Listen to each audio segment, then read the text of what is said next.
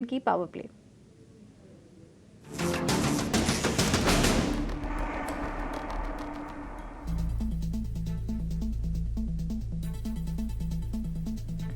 सुमित, आपसे शुरुआत करेंगे। बताइए आप कहां पर देख रहे हैं इस वक्त ट्रेड के मौके। देखिए, अभी जस्ट अमित जी ने ऑप्शन कॉल में इंडिगो का डिस्कशन किया था, तो सेम स्टॉक हमारे भी रेडार पे है। काफी अच्छा एक कंसोलिडेशन का ब्रेकआउट आया हुआ है। 4450 करंट मार्केट प्राइस है। स्टॉप लॉस मेंटेन करेंगे 4375 फॉर द टारगेट ऑफ 4635। जो दूसरा स्टॉक है वो है अपोलो टायर्स का। देखिए, काफी अच्छा एक डेली में फॉर्मेशन है और अपना एक रेजिस्टेंस के ऊपर सस्टेन कर रहा है। तो आज का क्लोजिंग काफी अच्छा हमें लग रहा है कि यहाँ पे मिल सकता है। यहाँ पे करंट मार्केट प्राइस है 550। स्टॉप लॉस मेंटेन करेंगे 541 का फॉर द टारगेट ऑफ 570। तो दोनों जो रहेंगे वो बाय कॉल रहेंगे।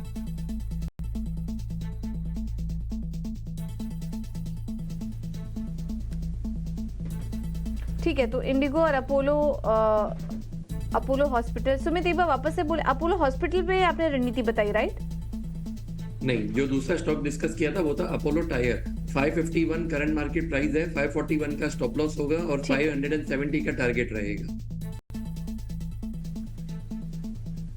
ठीक है, तो अपोलो टायर और इंडिगो, इन दोनों स्टॉक्स में खरीदारी करने की सलाह। समित जी, आपकी तरफ से दो स्टॉक्स कौन से होंगे? कोइंसिडेंटली यहाँ पे और एक स्टॉक की मैच हो रहा है, अपोलो टायर। अपोलो टायर ने एक 2 से 3 हफ्ते का एक कंसोलिडेशन फेज कंप्लीट किया है। Kind of bullish flag pattern यहाँ पे इसमें डेली चार्ट पे कंफर्म होते हुए दिख रहा है। तो अपोलो टायर में 543 का स्टॉप लॉस, 564 के टारगेट से हम बाय करने की सलाह देंगे। जो दूसरा बाय होगा कोल इंडिया। कोल इंडिया एक लगातार एक अच्छे खासे बुल ट्रेंड में है।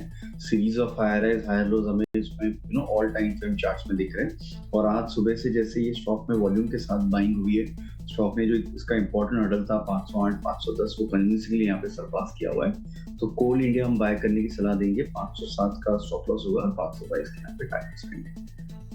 ठीक है, तो कोल इंडिया पर एक तरह से डबल मुहर हमारे दोनों एक्सपर्ट ने इस पर अपनी राय दे दी। चलिए बढ़ते हैं आगे, कुछ और स्टॉक्स पर भी फोकस करते हैं। सुमित जी, जरा पीएसयू बैंकिंग स्टॉक्स को देखिए। हालांकि आज हम देख रहे हैं कि बहुत बेहतर माहौल वहां नहीं है, लेकिन क्या कोई मौका बन सकता है? क्या रणनीति अपनाई जानी चाहिए अगर इस पूरे सेक्टर को हम एक स्कैन करें तो? देखिए, सबसे ऊपर तो रहेगा स्टेट बैंक ऑफ इंडिया। देखिए, काफी अच्छा एक फॉर्मेशन बना था। स्टॉक ने कल के सेशन में जो क्लोजिंग दी थी वो काफी अच्छी क्लोजिंग दी थी।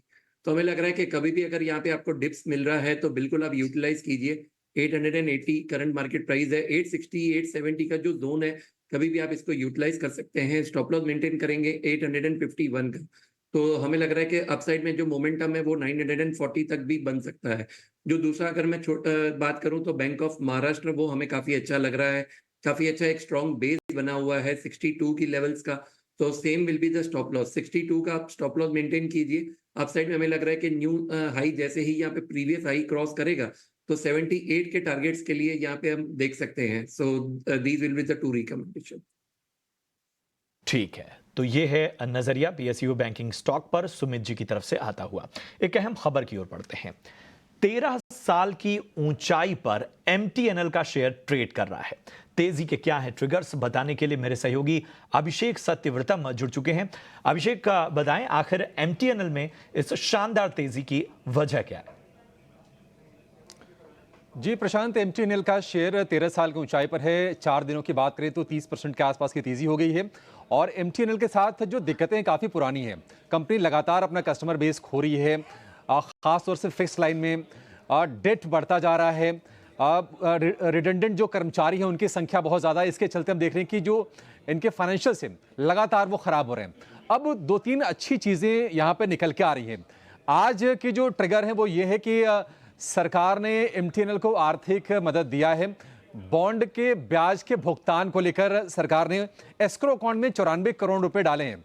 आपको बता दें कि अब कुछ दिनों पहले एमटीएनएल ने बयान दिया था कि उसके पास फंड्स की कमी है, पर्याप्त पैसे नहीं हैं ब्याज का भुगतान करने के लिए। और चूंकि सरकार गारंटर है इस बॉन्ड पर, तो सरकार ने ये पैसे देने का ऐलान किया है। आपको बता दें कि जुलाई 2033 वाले ये बॉन्ड है जिसकी ब्याज है 7.59% और उसके लिए ये मदद मिली है। लेकिन उससे बड़ी खबर ये है कि ऐसी खबरें चल रही हैं कि सरकार एमटीएनएल के ऑपरेशंस का जिम्मा बीएसएनएल को सौंप सकती है।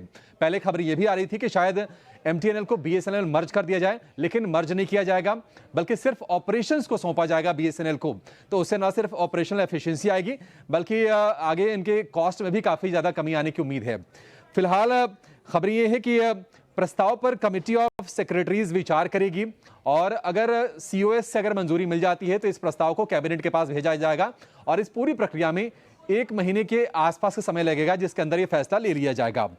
अगर हम एमटीएनएल के सेहत की बात करें तो FY24 में जो घाटा था 2,911 करोड़ रुपए से बढ़कर ईयर ऑन ईयर 3,303 करोड़ रुपए पर पहुंच गया। ऑपरेशन से आय की बात करें वो 15% गिर गई और 728 करोड़ रुपए की आय कंपनी ने दर्ज की। तो घाटा बड़ा है, आय काफी कम है। और कर्ज की बात करें तो कर्ज जो 23,500 करोड़ रुपए था FY23 में, वो बढ़ के 25,000 करोड़ रुपए के पार निकल गया। कंपनी का मार्केट शेयर लगातार गिर रहा है। अगर हम एम्प्लॉय बेस की बात करें, काफी बड़ा है, उसमें से रिडंडेंट बेस काफी ज्यादा है और वो एक चिंता की बात रही है एमटीएनएल के शेयर के लिए। लेकिन ये कुछ अच्छी खबरें आ रही हैं और उसके चलते हम देख रहे हैं कि शेयर में लगातार रौनक है। 13 साल की ऊंचाई पर शेयर कारोबार कर रहा है। 3 दिन में 31%, अगर हम महीने भर की बात करें तो 22%, 2024 में अब तक 58% और 1 साल की बात करें तो 171% के रिटर्न एमटीएनएल ने दिए हैं इन पॉजिटिव डेवलपमेंट्स के दम पर। बहुत बहुत शुक्रिया करेंगे अभिषेक आपका इस अहम अपडेट के लिए। चलिए इसी